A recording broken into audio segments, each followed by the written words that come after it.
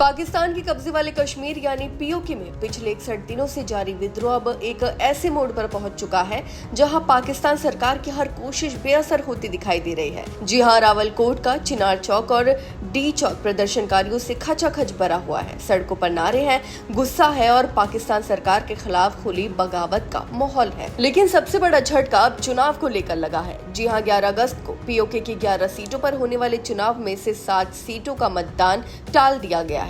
वजह बताई गई सुरक्षा व्यवस्था। लेकिन प्रदर्शनकारियों के तेवर और सरदार अमान खान की धमकी के बाद चुनाव आयोग का ये फैसला पाकिस्तान के लिए बड़ा सियासी संकट माना जा रहा है। वहीं अब सोमवार को सिर्फ बाग जिले की 3 और हवेली जिले की 1 सीट यानी कुल 4 सीटों पर मतदान होना है, लेकिन यहाँ भी सरकार के लिए राहत की कोई खबर नहीं है।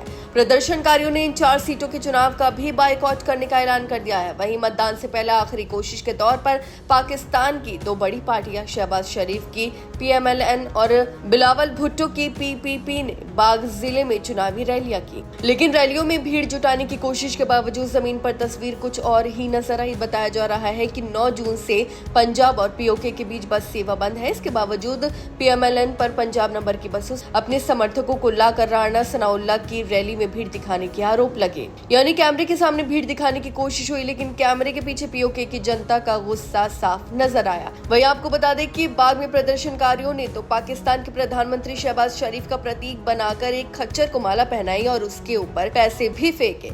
इसके साथ नारे लगे, गिरती हुई दीवारों को एक धक्का और दो, बिकने वालों को एक धक्का और दो। यानी संदेश साफ था, प्रदर्शनकारी पाकिस्तानी सरकार और उसकी राजनीतिक व्यवस्था को ही कटघरे में खड़ा कर रहे हैं। उधर रावलकोट के चिनार चौक पर विद्रोह के प्रमुख चेहरों में शामिल सरदार अमान खान ने पाकिस्तान सेना पर बेहद तीखा हमला बोला। उन्होंने आरोप लगाया कि सेना के जवान ऊपर से मिले आदेश पर पैसे के लिए लोगों पर गोली चला रहे हैं और उनकी हत्या कर रहे हैं। वहीं शनिवार रात भी करीब 8 बजे रावलकोट में प्रदर्शनकारियों को डराने के लिए कथित तौर पर हवाई फायरिंग की गई, लेकिन इसके बावजूद प्रदर्शनकारी पीछे हटने को तैयार नहीं है।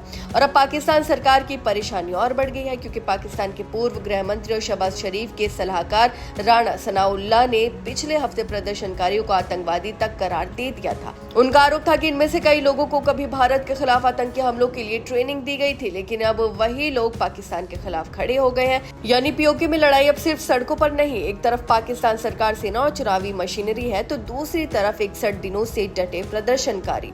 सवाल अब सिर्फ चुनाव का नहीं, सवाल यह है कि क्या पाकिस्तान पीओके में बढ़ते इस जन विद्रोह को रोक पाएगा या 61 दिनों की आग आने वाले दिनों में और भड़केगी। आपकी इस बारे में क्या राय है, हमें कमेंट करके जरूर बताएं। फिलहाल इस खबर में बस इतना ही, और ऐसी ही तमाम खबरों को देखने के लिए देखते रहिए भारत एक्सप्रेस।